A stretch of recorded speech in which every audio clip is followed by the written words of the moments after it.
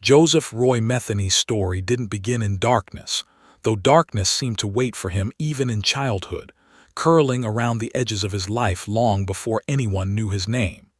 He was born in Baltimore on March 2, 1955, a city already beginning to fray under poverty, crime, and a rising drug epidemic.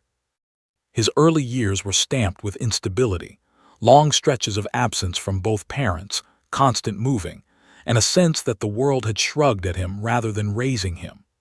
Teachers remembered a boy who rarely spoke but watched everyone with a strangely fixed patience, as if nothing surprised him and nothing ever would. That quietness lingered into adolescence, blending with resentment that grew inside him like something fed and watered by every hardship. Metheny never found a place where he fit. He drifted through school, drifted through jobs, drifted through days with the same dull stare. When he joined the army, it looked briefly like a path out of chaos, but the discipline didn't take. He disappeared overseas for years, and rumors followed him home, rumors of heavy drug use, violence, and nights that ended with him barely remembering where he'd been. He came back to Baltimore heavier, harder, and angrier, a man without roots or reasons, someone who lived in abandoned buildings, under bridges, and in pockets of the city most people pretended not to see. By the late 1980s, Baltimore's industrial decline had carved out forgotten corners where people like Metheny could vanish. Homeless encampments formed under the overpasses, in scrapyards, behind warehouses, and along the edge of the Patapsco River. Among the population struggling with addiction, homelessness, and poverty, Metheny moved like a ghost, sometimes a friend, sometimes a threat, depending on his mood and the amount of alcohol burning in his system. He had a way of hovering around people, offering food or company, but his friendliness was hollow, like it was practiced in front of a mirror. Everyone who knew him said he carried grudges the way others carried memories. Nothing in his life stayed small. Every insult, every slight, every perceived betrayal fermented inside him until it turned into a story he told himself again and again, each retelling making him more convinced that the world owed him a debt it would never pay. That bitterness only deepened after 1994, when he returned one night to the makeshift shack he shared with a woman and discovered she had left him. The neighbors said she ran off with another man, taking her belongings, and according to Metheny, taking his young son as well. Something snapped in him that night. He spent days wandering through the city looking for her, drinking heavily, muttering to anyone who would listen that she ruined him, that the world had taken the only thing he cared about. His anger metastasized until it needed a target, any target, and his search for revenge turned into a search for victims. Baltimore's streets at night were full of vulnerability, sex workers, addicts, runaways, people who disappeared into the darkness without anyone filing a missing person report. Metheny roamed those streets with a twisted sense of purpose, convinced that hurting strangers was somehow justice for the pain he carried. His size made him intimidating. His quiet demeanor made him unpredictable. His strange calmness made him terrifying when violence erupted. He claimed his first victims during this rage, though how many and in what exact order was never proven. In later confessions, Metheny boasted that he killed several individuals near the bridge encampments, hiding their bodies in deep brush or shallow makeshift graves along the riverbank. Authorities never found evidence for all the claims, but what they did uncover painted a picture of a man who drifted in and out of violence as casually as others drifted in and out of conversation. It was in this period that he began frequenting a rundown pallet factory on the outskirts of Baltimore. The factory owner let him sleep in an unused trailer on the property in exchange for odd jobs and night watch duties. It was isolated, surrounded by woods and industrial debris, exactly the sort of place where a man like Metheny could act without interruption. People remembered seeing him there, lumbering around the yard with a beer in one hand and a cigarette in the other, always watching, always waiting. He built crude fire pits behind the factory, where he sometimes cooked meat and handed it out to the handful of workers who still showed up during the day. No one questioned him. Metheny had a reputation for being strange, but he also had a reputation for being generous with food, and the line between the two blurred in ways that no one imagined at the time. One humid evening, a woman approached the factory yard looking for a place to sleep. Her addiction had pushed her into homelessness, and she was used to strangers, some kind, some cruel. Metheny offered her a warm place inside the trailer, telling her he had extra blankets. When she followed him, something in the air felt wrong, but desperation overpowered instinct, and once the door shut behind her, the danger became real. Metheny's violence erupted with terrifying speed. He attacked her, overpowering her easily, and when it was over, he stood over her body with a strange, almost peaceful expression. He dragged her into the woods behind the pallet factory, digging into the soft earth with a rusted shovel he kept nearby. The burial was quick and clumsy, but isolation worked in his favor. No one came looking. The world simply swallowed her absence. That first confirmed killing didn't satisfy him. Rather, it awakened something deeper and darker, something that made the boundaries between cruelty and identity disappear entirely. He lured another woman soon after, offering drugs and warmth, and her fate mirrored the first. Metheny later admitted he felt nothing, no guilt, no hesitation, only a cold, methodical desire to keep going. The factory became his hunting ground. Nights became predatory hours during which he scanned the nearby streets for vulnerable women, particularly those who struggled with addiction or homelessness. The city around him continued to move, unaware that its shadows hid a man who had found perverse purpose in taking lives. Metheny walked the line between visibility and invisibility effortlessly, appearing as just another drifter in a city full of them. Rumors spread in the community about a heavy-set man offering food behind the factory, but no one connected those rumors to missing women. Metheny's outward calmness disarmed people. He had a way of speaking softly, almost kindly, before erupting into monstrous brutality. That contradiction became the hallmark of his twisted method, offering comfort as bait before unleashing violence. Months passed. Metheny's confidence grew. His violence evolved from impulsive rage into calculated predation. He started keeping items from victims, small things, jewelry, clothing scraps, a grotesque collection that made him feel powerful. The pallet factory became a graveyard of secrets, one he believed no one would ever uncover. Then came the night that changed everything. He brought another woman into the trailer, planning the same routine: lure, isolate, attack. But this time, someone saw her go inside. A truck driver making a late-night delivery noticed Metheny leading her toward the trailer and found it strange. Later, when the driver didn't see her come back out, he reported it to the factory owner, who in turn called the authorities. Police arrived quietly, unsure what they would find, expecting perhaps a trespasser or intoxicated individual. What they found was far worse. Metheny tried to keep them out, claiming he lived there, that no one else was inside. But something in his demeanor set off alarms. When they insisted on searching, the truth unraveled quickly. Inside the trailer, the woman was found bound and severely injured but still alive, shaking, terrified, barely able to speak. Metheny's calm facade collapsed into rage and then resignation. He was arrested on the spot, dragged from the trailer while shouting fragmented accusations about betrayal, about revenge, about his missing son and the world that had wronged him.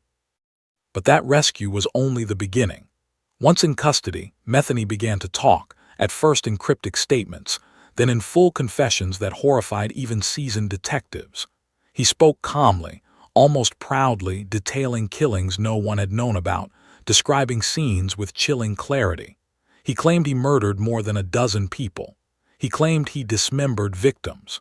He claimed he found ways to dispose of bodies that ensured no one would ever find them. Detectives struggled to separate truth from delusion, but two cases quickly aligned perfectly with his descriptions, allowing solid charges to form. The rest remained a disturbing fog of unverified brutality, stories that may have been exaggerated or may have been horrifyingly real. In those early interviews, Metheny smiled often, a quiet, eerie smile that unsettled everyone who saw it. He didn't boast loudly. He spoke the way a man might talk about mundane chores, as if murder had become routine. When detectives asked why he did it, he repeated variations of the same phrase. They deserved it, all of them. What he meant by deserved would become clearer and much darker in the parts that followed. What the detectives didn't realize during those first interviews was that Joseph Roy Metheny had been waiting years for someone to listen. Prison didn't intimidate him. Court didn't intimidate him. What he feared least of all was judgment. In his mind, he had already judged the world, and the world had been found guilty. Now, locked in a small concrete room with seasoned investigators sitting across from him, he talked freely, calmly, almost politely, as if sharing memories from a quiet life rather than confessing to horrors buried beneath the dirt and silence of Baltimore's forgotten industrial outskirts. The investigators began to notice Metheny didn't speak like a man motivated by impulse. He spoke like someone who saw his actions as both revenge and personal justice. He talked about the night his girlfriend left him, about returning to find the shack empty, his child gone, and his heart hardening into something cold and vicious. He claimed he spent weeks looking for the man she ran with, hunting him across the city like prey, questioning people who lived under bridges and in pop-up camps near the riverbank. When none of them had answers, he said he grew enraged and acted on that rage by attacking two men he believed had information. This story shifted every time he told it. Sometimes the men were friends, sometimes strangers, sometimes he killed them, sometimes he merely left them bleeding. The truth, detectives learned, was far murkier. No bodies from that period had ever been confirmed, but the anger behind the story was real, and the anger had turned into something feral inside him. Metheny described this shift with unnerving clarity. "I stopped caring," he said. "Once you stop caring, you stop feeling. Once you stop feeling, anything becomes easy." What investigators didn't expect was how methodically he moved afterward, how he learned the patterns of vulnerable women in the area, how he adapted his tactics based on who fought back, who trusted him, and who could be lured with drugs, food, or the promise of a warm place to stay. He didn't stalk like a hunter in the traditional sense.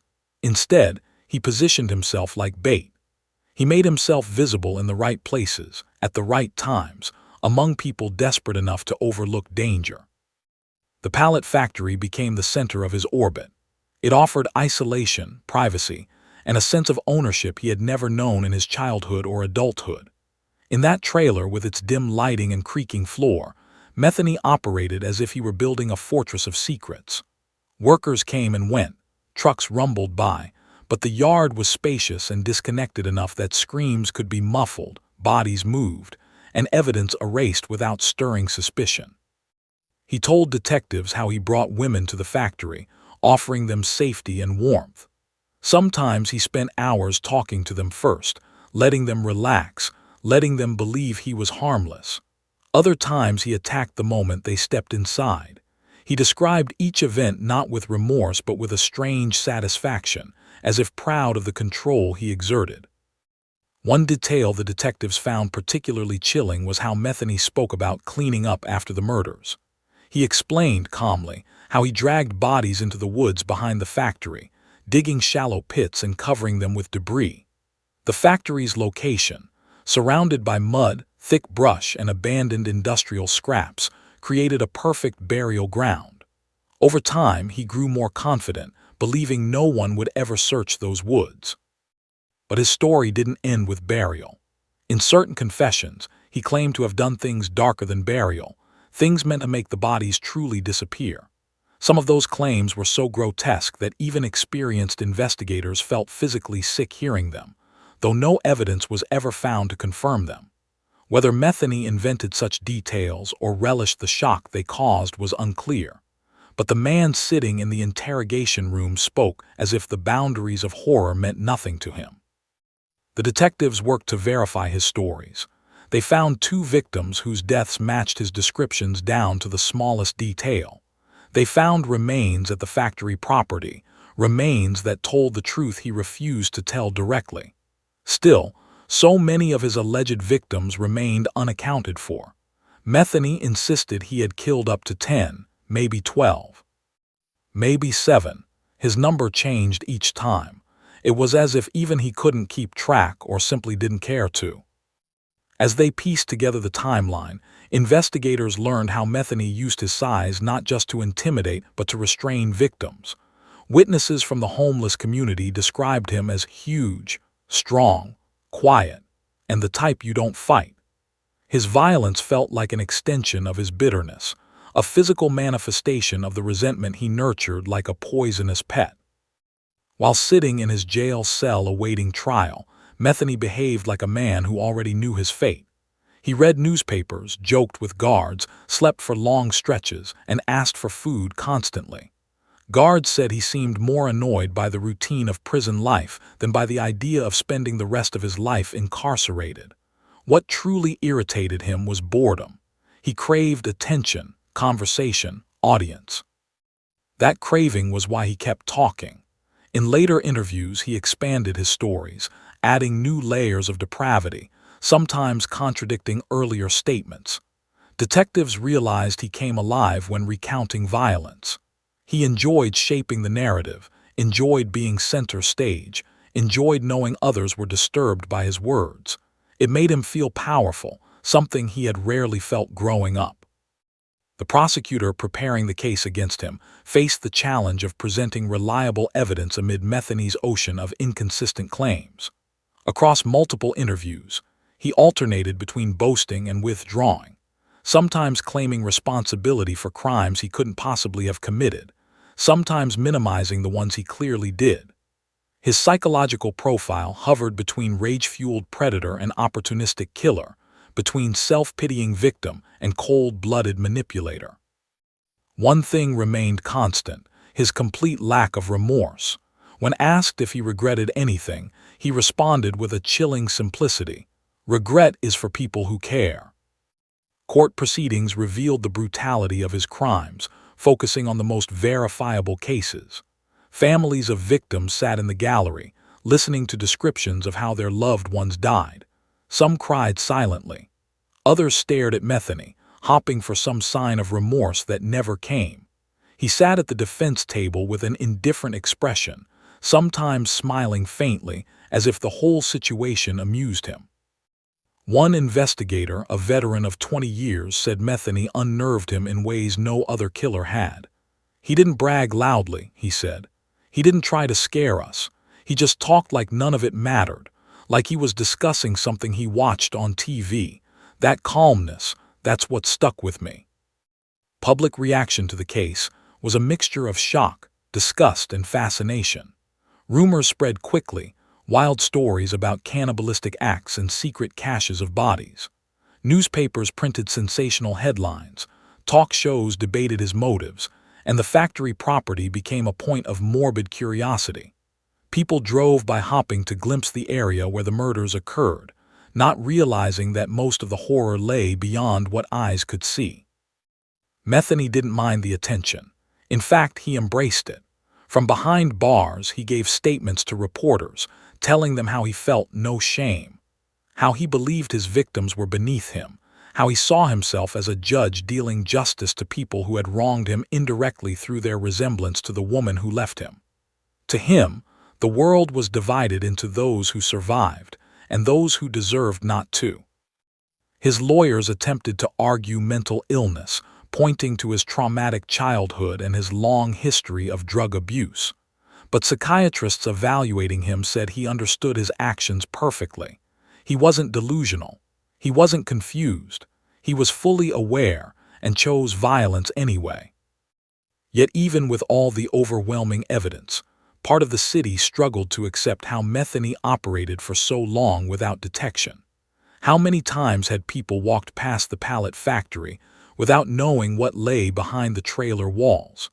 How many times had women accepted food from him without knowing his intentions? How many nights had he stood outside watching the roads, waiting for someone desperate enough to trust him? During the sentencing phase, the courtroom fell silent as the judge recounted the brutality of the crimes. Metheny listened without emotion. His hands rested calmly on the defense table. His breathing never changed. When he was given his sentence, he nodded once, as if confirming something he already knew. He was sentenced to life in prison. For a brief moment, there was speculation he might receive the death penalty, but rulings shifted, appeals intervened, and the final outcome was permanent incarceration. Metheny didn't protest. He didn't beg for leniency. He didn't react at all. But later, in a rare private conversation with a guard, he said something disturbing. "I should have killed more," he muttered. "I got lazy at the end." That line would haunt those who heard it, not just for its cruelty but for its truth. Metheny didn't stop because he felt remorse. He stopped because he got caught. His imprisonment did little to change him. He gained weight, grew slower, but remained the same emotionally detached figure. He wrote occasionally, talked to anyone willing to listen, and revisited the stories of his crimes as if they were part of a personal mythology he enjoyed retelling. He insisted some of the horrors attributed to him were exaggerated, then later insisted they were real. Even in confinement, he controlled the narrative, twisting it to suit whatever mood he happened to be in. In later years, prison staff said he sometimes boasted about being remembered, about his name living on in documentaries, books, and articles. For a man who had felt invisible his whole life, infamy became a twisted form of validation. Meanwhile, Baltimore struggled with the aftermath. The factory where he committed his crimes was eventually demolished, but the memory remained. Locals spoke about the place with a mix of fear and disbelief, how such evil existed so close, hidden behind pallets, trucks, and shadows. Families of victims continued to wonder whether more bodies lay undiscovered, whether the woods still held secrets too deep to exhume. As Metheny aged behind bars, his health deteriorated. Years of obesity, inactivity, and poor diet caught up to him, but even as his body weakened, his demeanor never softened. He remained defiant, cruel in his reflections, and disturbingly proud of the terror he created. Guards noticed he rarely smiled, but when he did, it was usually after recounting a violent memory. Then in 2017, the end came suddenly. He was found unresponsive in his cell early one morning, slumped sideways on his bunk, eyes half open but lifeless. A medical assessment revealed he likely died of natural causes, heart failure exacerbated by obesity. There was no struggle, no violence, no dramatic final moment. He slipped away quietly, the same way many of his victims disappeared into the shadows of Baltimore. His death drew national headlines, but the reaction was overwhelmingly cold. Few mourned him, few cared. For many, it felt like closure. But questions remained. How many victims had he truly killed? How many stories had he twisted to confuse investigators? How many families were still waiting for answers never to come?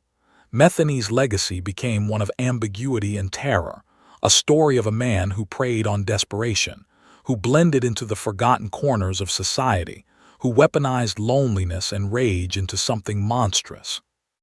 His crimes raised unsettling truths about how violence can hide in plain sight, how killers can move among communities unnoticed, and how vulnerable populations often remain invisible until tragedy strikes. Even after his death, detectives continued searching for connections to cold cases, looking for patterns that matched his methods. While nothing definitive surfaced, the possibility lingered. Metheny had been a man who thrived on manipulation, who enjoyed distorting truth.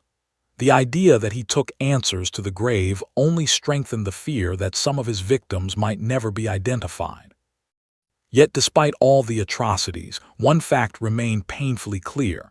His victims were human beings with lives, struggles, and stories. They were not shadows or statistics, not nameless figures wandering Baltimore's darker corners. They were people who deserved dignity, remembrance, and justice. Metheny denied them that in life. The world tried to restore it in death.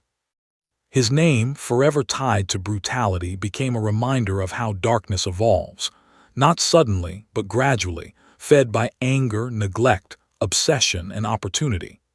And though his life ended quietly, the echoes of his crimes continued to haunt the city, the investigators who hunted him, and the families who suffered because of him. For those who studied him, Metheny left behind a final sinister legacy, the lesson that true monsters rarely hide under beds or wear masks. Sometimes they sit beside campfires behind factories, offering food with a smile. Sometimes they blend into the background until someone disappears. Sometimes they walk among us unnoticed, until it's too late. When investigators closed the files on Joseph Roy Metheny after his death, they believed the story had ended. But stories like his never truly end. They linger in court records, in the memories of detectives, in the nightmares of communities that once lived unaware of the danger hiding in plain sight. Metheny's name continued to echo through Baltimore long after his body left the prison, because the weight of what he had done, what he claimed to have done, what he might have actually done, remained unresolved. His confessions left as many unanswered questions as they resolved, and each contradiction sharpened the mystery around his true victim count. The truth was twisted somewhere between fact and fantasy, and only one person ever knew which was which. But he was gone. Still, in the years that followed, cold case detectives occasionally revisited his statements, not out of fear of more violence, but because of what his lies and half-truths represented, the possibility that more families deserved closure. Files that had gathered dust were pulled from cabinets. Officers combed through handwritten transcripts and typed reports, searching for clues Metheny might have dropped accidentally in his rambling interviews. Every now and then a detective would find a detail, a street name, a date, a description, that lined up with an unsolved disappearance. Sometimes it was coincidence. Sometimes it was too vague to pursue. But sometimes it felt like a whisper from the past, urging someone to dig deeper. Yet digging deeper into Metheny's history always led back to the same central truth. He thrived in places where society paid the least attention. He moved through homeless camps, industrial backroads, forgotten neighborhoods, and nighttime corners of Baltimore where survival was already a struggle. He targeted women who were considered invisible to the world, victims caught between addiction, homelessness, and desperation. These crimes left minimal footprints, making it nearly impossible to reconstruct complete timelines. And this was why, even after Metheny's death, investigators remained haunted by the idea that more victims existed. Not because he claimed it. Metheny loved attention and often exaggerated, but because the circumstances surrounding his life supported the possibility. The pallet factory, for example, operated for years before anyone connected it to violence. The trailers, the wooded areas, the access roads, the muddy riverbanks, all of them offered concealment. Workers came and went. Security was lax. The factory owner trusted him far more than he should have, and while some victims were found, others were. Whether that was due to Metheny's lies or simply the difficulty of locating bodies in an area constantly changing with construction, erosion, and overgrowth, remained uncertain. In the months after his arrest, crime scene teams had exhausted their resources searching for remains. They dug through patches of forest, sifted soil samples, brought in cadaver dogs, scanned with ground-penetrating radar. Some areas yielded bones, others yielded nothing. But the woods stretched far beyond the perimeter they searched. The river flowed past the factory into marshland thick with brush and wildlife. The truth could be anywhere or nowhere, and Metheny reveled in that ambiguity. One detective remembered him saying, "You'll never find them all," with a calm smirk that stayed burned in his mind. But while the world speculated about more victims, those who survived him faced their own battles. One woman, whose name was never released publicly, had escaped Metheny on the night police raided the trailer. She lived through severe trauma, spending years in therapy, recounting the nightmare again and again to legal teams and counselors. Some days she could talk about it. Other days she couldn't. She carried scars from the attack, both visible and invisible. Detectives who stayed in touch with her said she often asked why she survived when so many others didn't. There was no answer. Chance, timing, fate, whatever it was, it saved her life but not her sense of peace. Communities affected by Metheny's crimes also struggled with their own fears. People who once lived in the homeless encampments near the bridges and rail yards spoke about how they used to see him nightly, how they accepted food from him without thinking twice, how they sometimes sat with him around a fire. Some described his awkward attempts at conversation. Others remembered him being quiet. A few recalled strange comments he made about people being trash or nobody caring what happens to addicts. None of them realized how literal those comments were. Years later, some still wondered whether someone they lost, someone who vanished without explanation during those years, might have crossed paths with him. Even the factory workers, years after the factory had been demolished, admitted to feeling a kind of guilt. They had eaten food he offered, joked with him, trusted him. They had walked past the trailer without knowing what was inside. One worker confessed during an interview that he remembered a smell near the woods, but assumed it was dead animals or trash. It haunted him. Another worker recalled Metheny staring off into the distance for long stretches, as if waiting for something. They had chalked it up to loneliness. They never imagined it was predation. After Metheny's death, a journalist obtained court documents and internal reports, piecing together a timeline of his crimes. Her article, published in a regional magazine, reignited public interest. It explored not only the violence, but the societal neglect that allowed someone like Metheny to hide in plain sight. She argued that his crimes were a reflection of a broken system: poverty, addiction, homelessness, mental illness, all intersecting in one man who weaponized the vulnerabilities around him.